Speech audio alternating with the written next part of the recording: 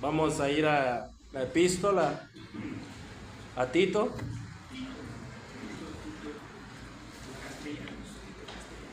La epístola del apóstol Pablo a Tito.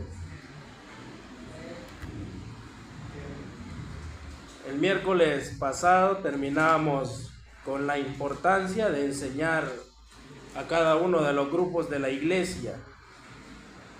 Terminábamos con el verso 9 y 10 del capítulo 2, de exhortar a los siervos a que se sujeten a sus amos, que agraden en todo, que no sean respondones, no defraudando, sino mostrándose fieles en todo, para que en todo adornen la doctrina de Dios nuestro Salvador. Y terminábamos allí esa parte de enseñar a las personas a poder vivir en santidad y la sana doctrina que equivale a la epístola a Tito. Luego tenemos la otra parte de la enseñanza del capítulo 2, pero ahora vamos a ver más a fondo la base teológica para vivir en santidad. ¿Cuál es la base teológica? Bueno, el verso 11 nos dice esa base. Miren, leamos Tito capítulo 2, verso 11.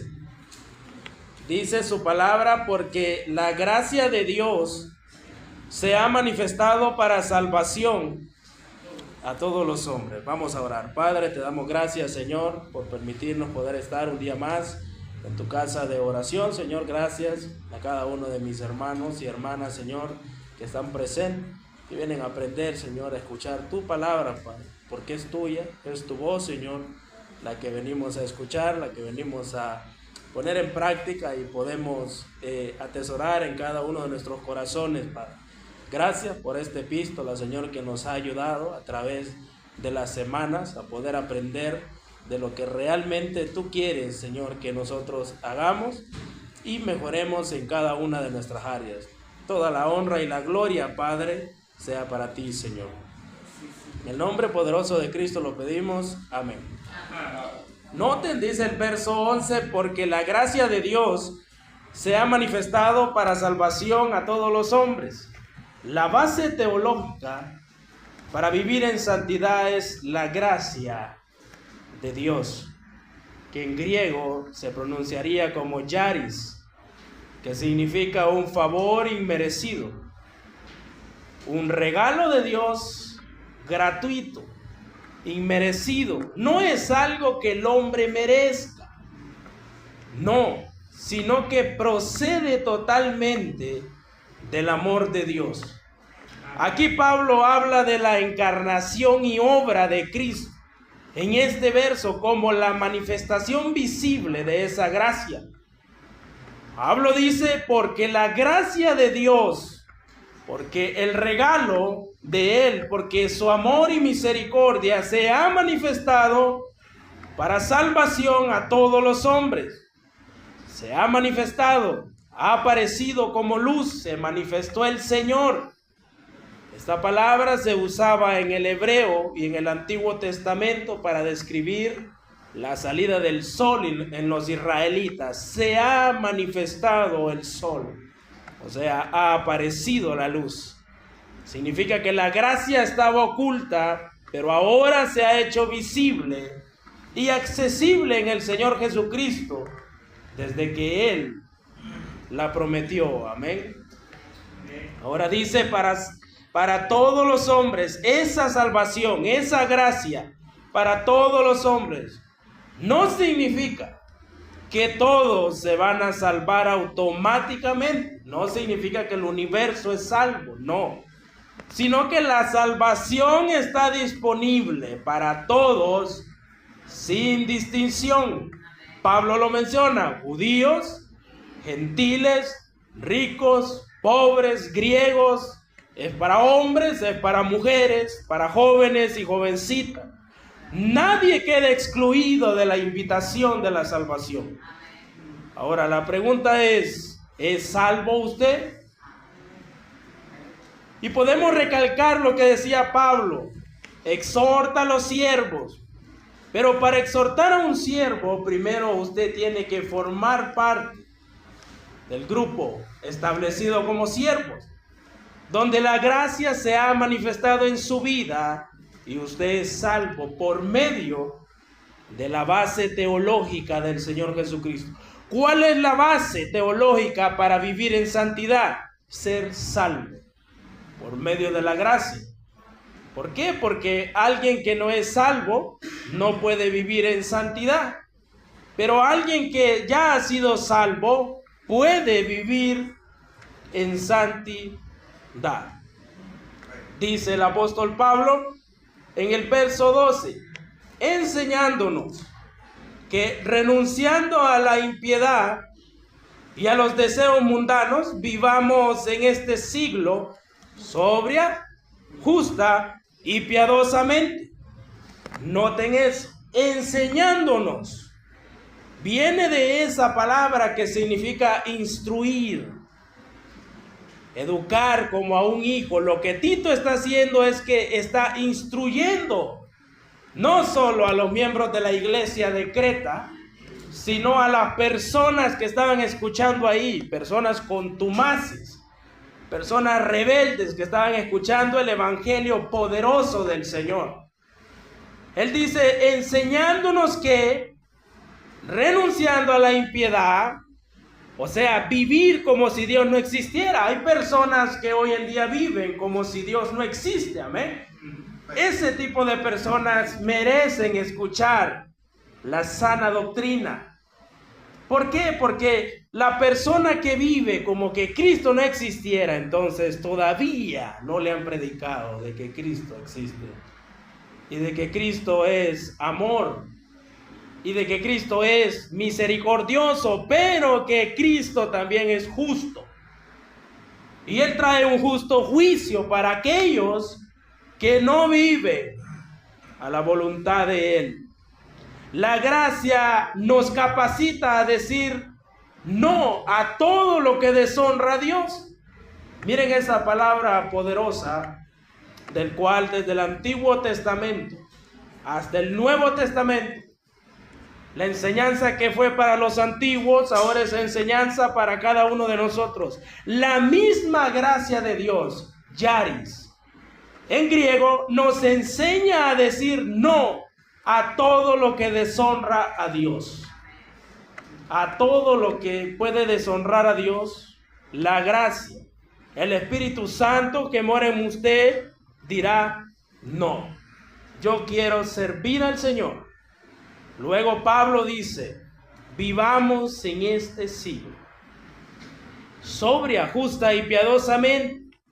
Primero Él nos está enseñando que habiendo renunciado a la impiedad y a los deseos mundanos, esos deseos mundanos que se refiere a pasiones que dominan a los que aman al mundo, un placer desenfrenado, una codicia, una vanidad, un orgullo, falta de perdón, inmoralidad sexual en muchos aspectos de la vida, pereza, desánimo, deseos mundanos. Para que miremos algo mejor de esto, busquemos en la Biblia, Primera de Juan, capítulo 2, verso 15 y 17. Mire lo que dice Primera de Juan, capítulo 2, verso 15 y 17. Dice, no améis al mundo, ni las cosas que están en el mundo. Si alguno ama al mundo, el amor del Padre no está en él.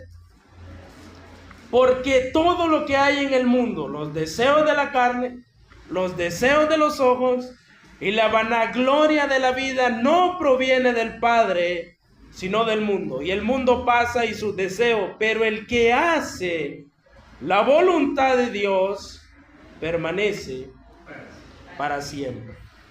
Dejando ya los deseos mundanales, si usted conoció la gracia, si usted fue realmente cambiado por el Señor Jesucristo, entonces usted renunció a la impiedad y a los deseos carnales o mundanales.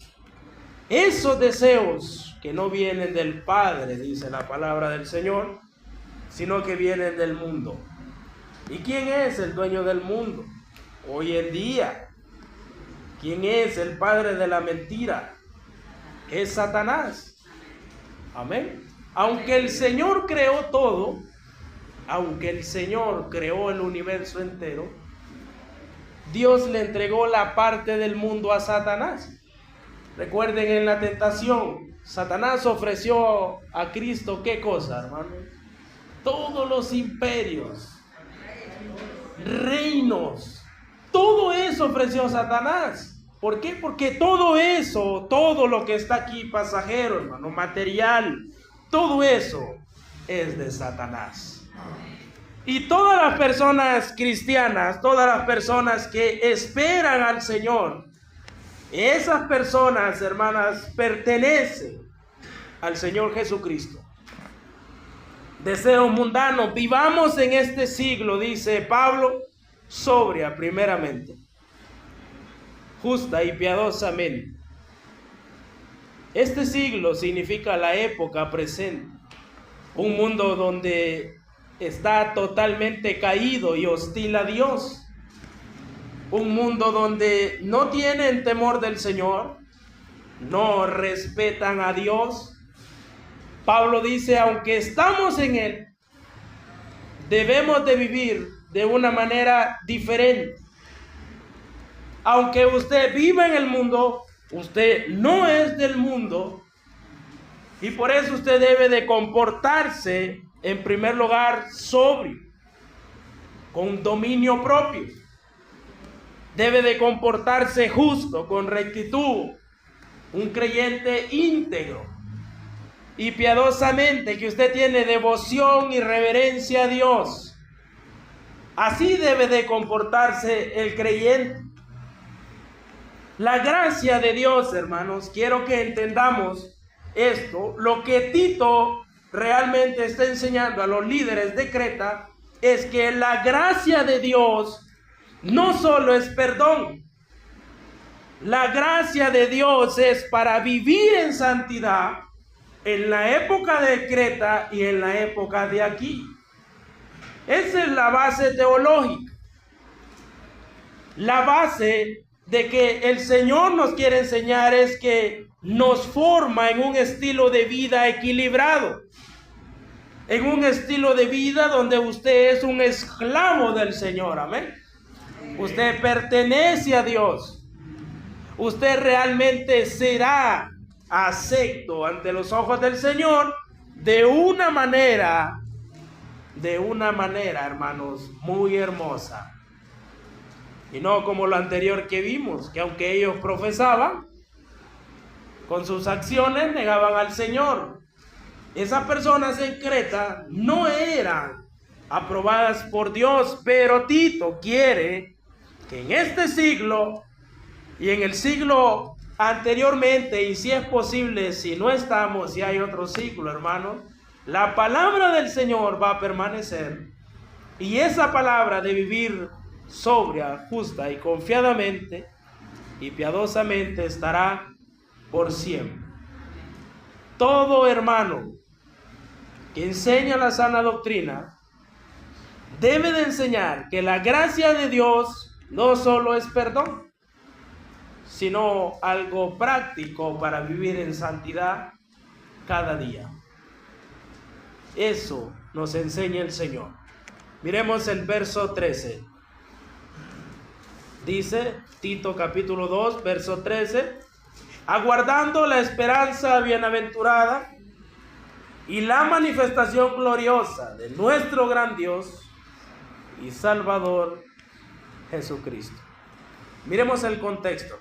Primeramente, dice, porque la gracia de Dios se ha manifestado para salvación a todos los hombres, enseñándonos que renunciando a la impiedad y a los deseos mundanos, vivamos en este siglo sobria, justa y piadosamente, aguardando, dice, la esperanza bienaventurada. En griego implica esperar activamente, en griego aplica realmente como la esperaron las 5 vírgenes que tenían aceite. Amén. Que muchos comentaristas han dicho que el aceite reflejaba el Espíritu Santo. Y qué bonita comparación. Habían 10 vírgenes, unas con aceite y las otras que no tenían aceite. Unas estaban aguardando la venida del Señor. La esperanza bienaventurada no es una espera pasiva, que un día usted amanece con seguridad de salvación y el siguiente día ya no tiene seguridad y esperanza. No, aguardar es tener una vida llena de vigilancia, preparación y anhelo por servir al Señor. Como Pablo comienza la epístola, Pablo, siervo de Jesucristo. O sea, alguien que no es obligado a servir a Dios. Esa epístola va prácticamente a todas las personas que conforman la iglesia, sea pastor, sean ancianos, ancianas, jóvenes, jovencitas y niños, que aguarden la esperanza bienaventurada de forma realmente como si amaran la venida del Señor. La esperanza bienaventurada, una esperanza, eso que significa confianza firme. Eso que Pablo predicó en Filipenses, que dice, todo lo puedo en Cristo que me fortalece.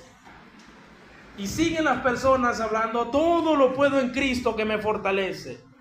Sucedió tal cosa y la persona se dice en su mente, todo lo puedo en Cristo que me fortalece.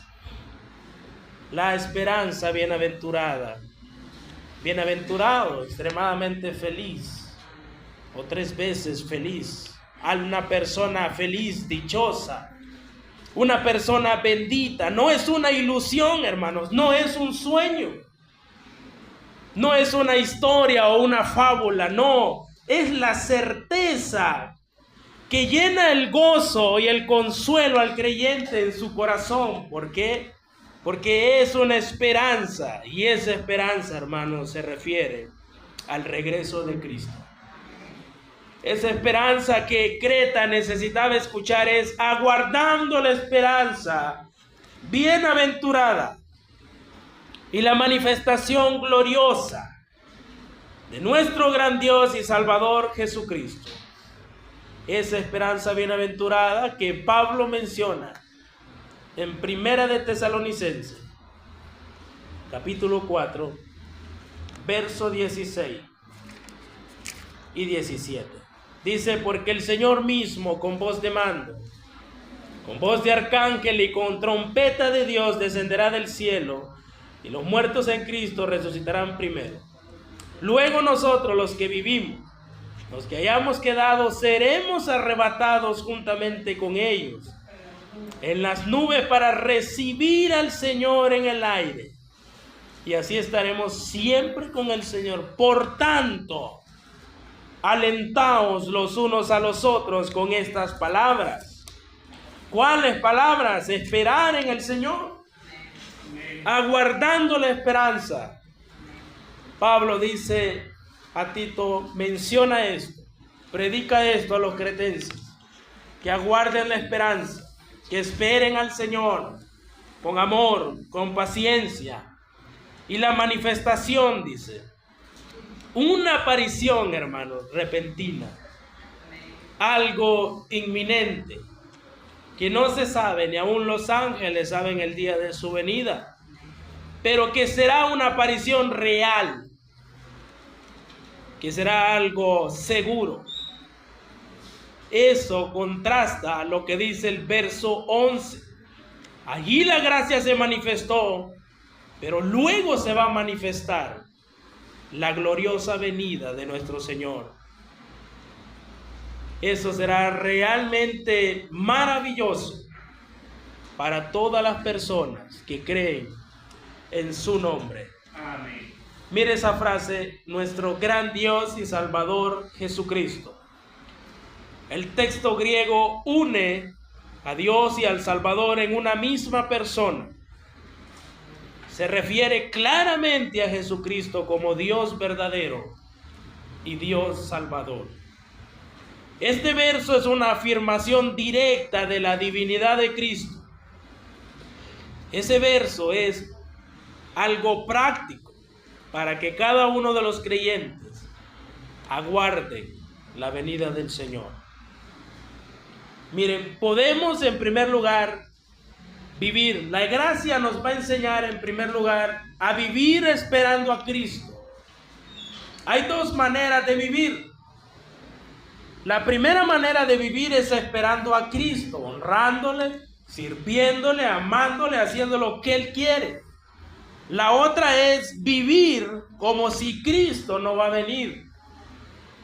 Eso es una vida desenfrenada, una vida de libertinaje.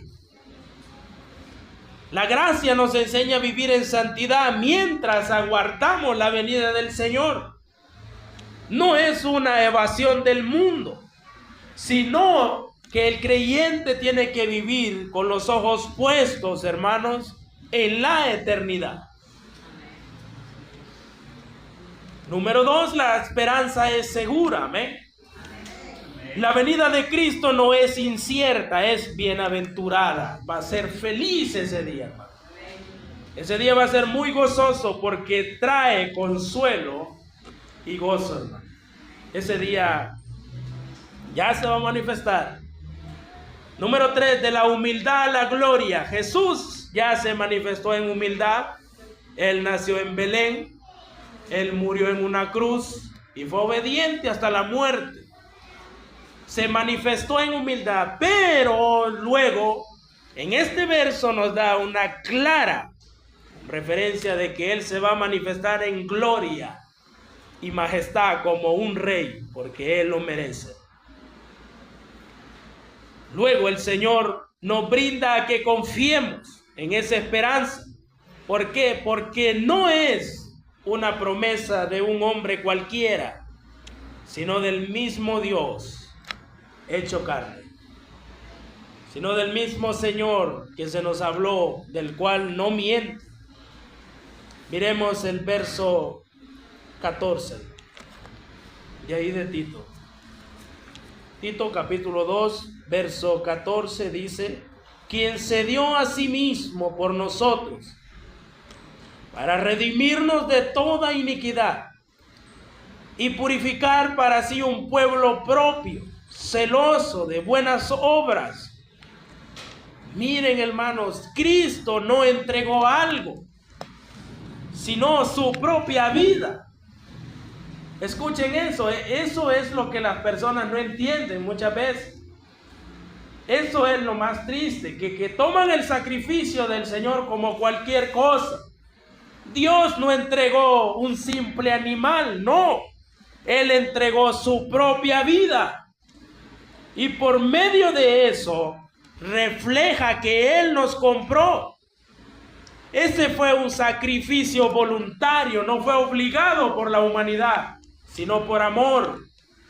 Ese amor que usted no merece ni yo merezco, pero Él lo hizo posible. La palabra dice: quien se dio a sí mismo por nosotros. ¿Qué nosotros? Jesús murió en nuestro lugar. Jesús murió en su lugar. ¿Podemos valorar eso? Sí, valoremos eso, porque no es cualquier cosa. Es algo maravilloso para redimirnos de toda iniquidad. La palabra redimir es pagar un rescate. Redimir es comprar algo, y cuando usted compra algo, a usted le pertenece eso que compró, amén. Cristo compró su vida y por ende usted le pertenece a Él, y usted tiene que obedecerle a Él porque Él pagó por su rescate.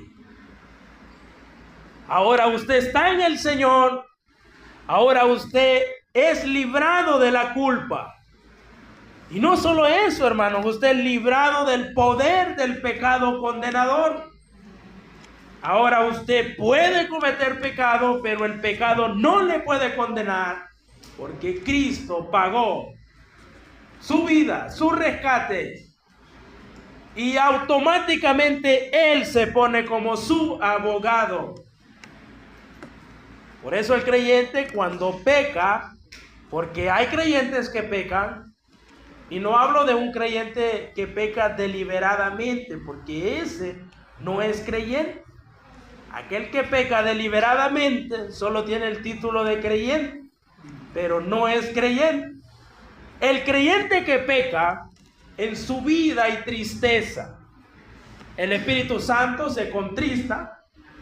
El Espíritu Santo quiere manejar la vida de él, pero la carne de él está temblorosa y no quiere. ¿Por qué? Porque siente culpa. Pero el Señor dice que Él es nuestro abogado y Él es fiel y justo para perdonar ¿a quiénes? A los creyentes que pecaron.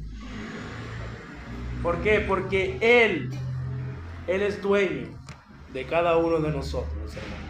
Él nos libró, Él nos compró.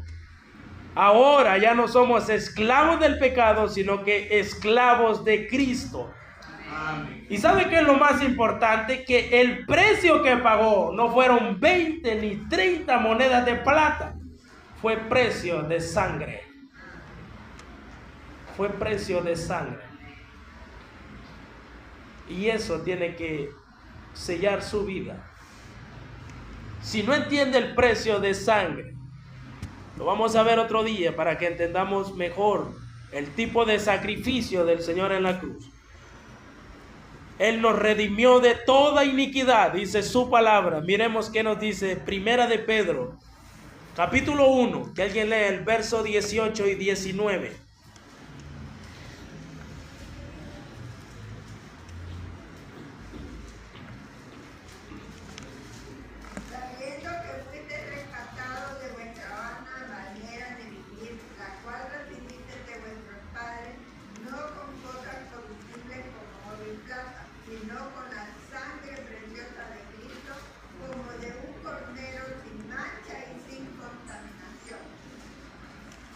Muy bien, miremos la maravillosa escena o práctica de la voz del Señor a la epístola de Pedro, con su sangre preciosa, hermano. Su sangre carmesí, dice un himno. Su sangre que salva, su sangre que lava, su sangre que sana, hermanos. Nos libró de toda culpa, nos libró de maldad. Bueno, para aquellos que estuvimos en el mundo, la sangre preciosa nos quitó la corrupción, nos quitó la injusticia. Ahora ya no hay pecado demasiado grande, hermanos, que su sangre no pueda redimir. La sangre de Cristo tiene poder, diga. La sangre del Señor tiene poder, y poder libertador. Él nos libró de toda iniquidad. Pero eso no es todo. Miren, Tito, la enseñanza que lleva es dura, porque dice, ahí no solo estaban los creyentes, hermanos, ahí estaban los cretenses, infieles, que no querían servir al Señor. Pero Tito les da duro y les dice, para purificar para sí un pueblo propio. Y Creta ha de haber dicho, yo no pertenezco a ese pueblo. Pero el mensaje de salvación era para ellos. La gracia salvadora era para ellos. Ahora, el Señor va a purificar. El Señor purificó para sí un pueblo propio, o sea, usted y yo. Mire qué maravilloso. El Señor lo quiere a usted como un pueblo propio, como su propia vida, su propio cuerpo. Esa expresión, pueblo propio, se usaba para Israel. Estuve leyendo hoy Éxodo 19:5, habla de adquisición de un pueblo propio. Deuteronomio 7:6 también, y significa una posesión especial, un tesoro exclusivo para Él. Mire lo que es usted para el Señor, un tesoro exclusivo. Un tesoro que nadie más, hermanos, puede valorarlo sino el mismo Señor Jesucristo. Ahora, si usted se siente que es basura, yo le digo que para el Señor usted es un tesoro exclusivo. Usted es una posesión especial. Y Pablo aplica a la iglesia ese privilegio. Los redimidos son la nueva comunidad del pacto, el pueblo adquirido por Dios. Aquellas personas que fueron redimidas son un pueblo adquirido por Dios. Pero no solo puede ser pueblo, sino que debe de satisfacer al grande hermano. Usted debe de llenar las expectativas del Señor. ¿Cómo? Bueno, dice, celoso de buenas obras. No para que se salve, no, sino para que Él realmente sienta de verdad que usted es pueblo adquirido. No lo haga para ningún hombre, no, hágalo para el Señor. Todo lo que usted hace, hágalo para Dios, porque el celoso de las buenas obras es Dios, no yo. No lo haga para mí. No lo haga para su hermano que está a su lado. Es el Señor que es celoso. Es el mismo que le va a juzgar, no yo. Es en el tribunal donde sus buenas obras, hermano, van a adornar la fe que usted tuvo un día. Es donde el Señor le va a colocar una corona como galardón de lo que usted ha hecho. Es Dios, hermano. No soy yo, no es el pastor, no son los líderes. Es el Señor mismo que lo tomó para su pueblo, pero Él es celoso de las buenas obras. Él quiere que todo lo que usted hable no lo niegue con sus acciones.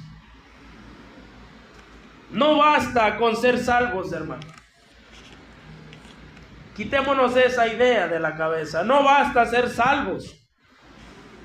Cristo nos salvó para que hagamos buenas obras.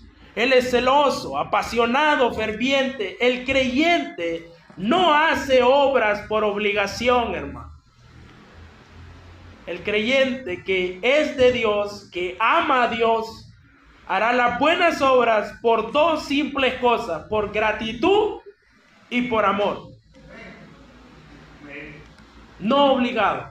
Porque si usted hace una buena obra obligado, esa obra no sirve para Dios. Es por gratitud y por amor. Eso está enseñando Tito a Creta, y no solo a Creta, sino a todos nosotros. Ese verso 14 nos enseña que la entrega fue voluntaria de Cristo. En pocas palabras dice que la salvación, hermano, no es un accidente ni un plan humano. Fue la decisión divina de amor de Dios desde un principio. Es una redención total. La sangre, hermanos, cubrió todo. Fue un solo sacrificio, amén. No necesitamos más. Nadie puede poner otro fundamento. Solo es Cristo. Nadie, hermano. Nada más le va a hacer salvo, sino el Señor Jesucristo. Él no nos libró parcialmente, nos libró de toda iniquidad, dice la Biblia. De todo lo que le rodea, hermanos, usted es libre. La verdad los hará libres. ¿Qué es la verdad? Alguien preguntaba una vez, ¿qué es la verdad? ¿Es lo contrario a la mentira? No, la verdad es Cristo, hermano. Él es la verdad.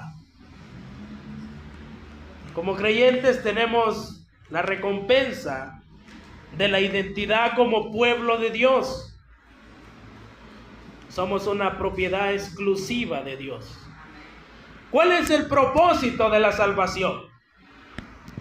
¿Cuál es el propósito de la base de la sana doctrina? Porque aparte de que la sana doctrina ayudaba a los cretenses a ser salvos, la sana doctrina ayudaba a los creyentes a vivir en santidad. Pero ¿cuál es el propósito de la salvación? No solo es escapar del castigo eterno, no. El propósito es vivir en santidad, es vivir en servicio, reflejando el carácter de Cristo en nosotros, en las buenas obras. Eso es lo que Tito quiere realmente. Recordemos que Pablo le dice a Tito, va a ser dura batalla ahí en Creta.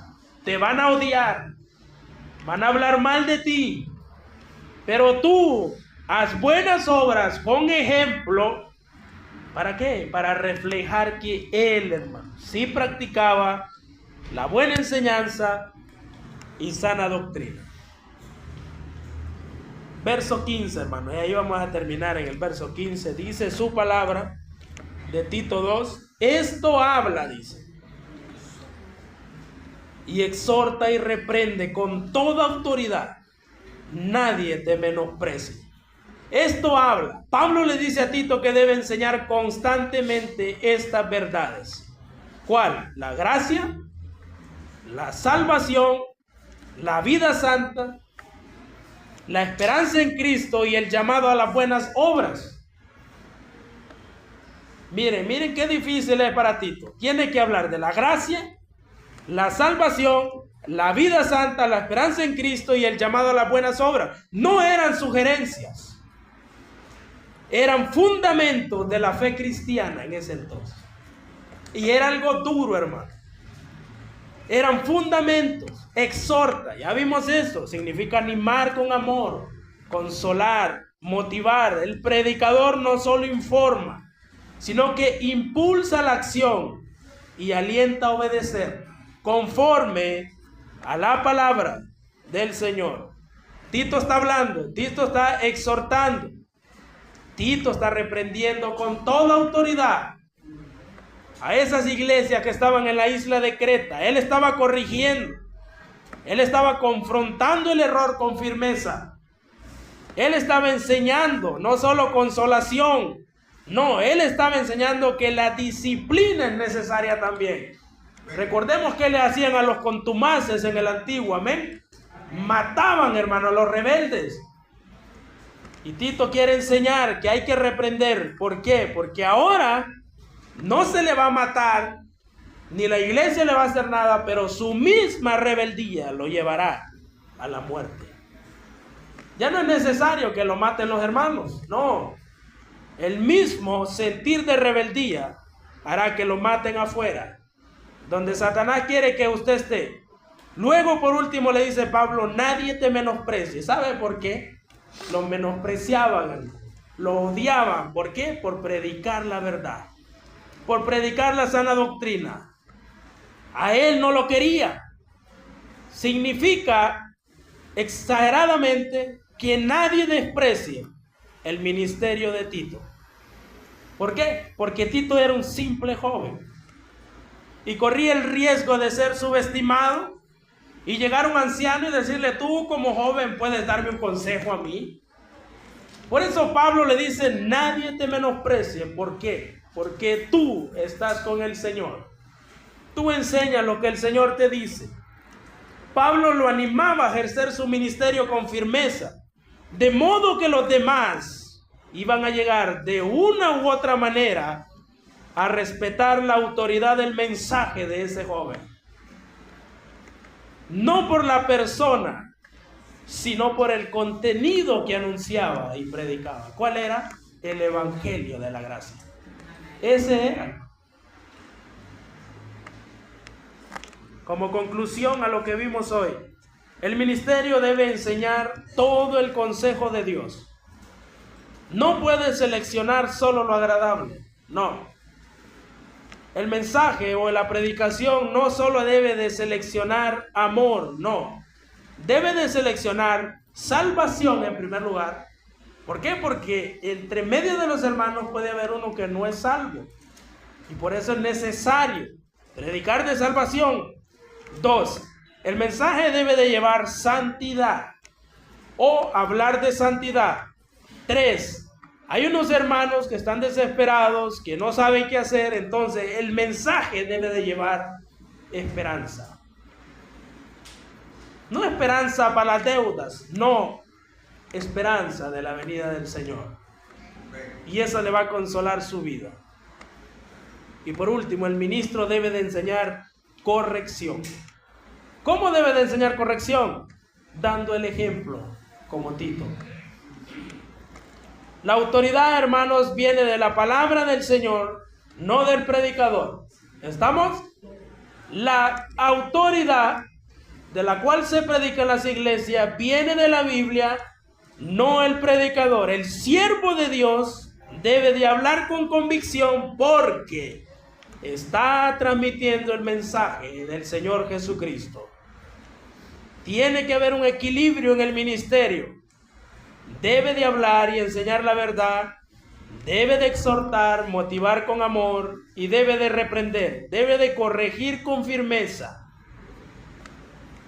Y luego, por último, todos los ministros, todos los que predican, predicadores y predicadoras, todos deben de predicar con el valor frente al desprecio. ¿Por qué? Porque usted será despreciado más de alguna vez. Mujeres y hombres serán despreciados por predicar el evangelio. El mensaje es: no deje que nadie le intimide. Su misión, mire esa palabra, con esto terminamos, hermano. Su misión como predicador es mayor que la opinión de un simple hombre. ¿Escuchó? Todos los que predican saben cuál es la misión de uno. Su misión como predicador es mayor que la opinión de cualquier simple hombre. Y más cuando solo critica. Vamos a orar. Padre, te damos gracias, Señor, por permitirnos poder estar nuevamente en tu casa de oración.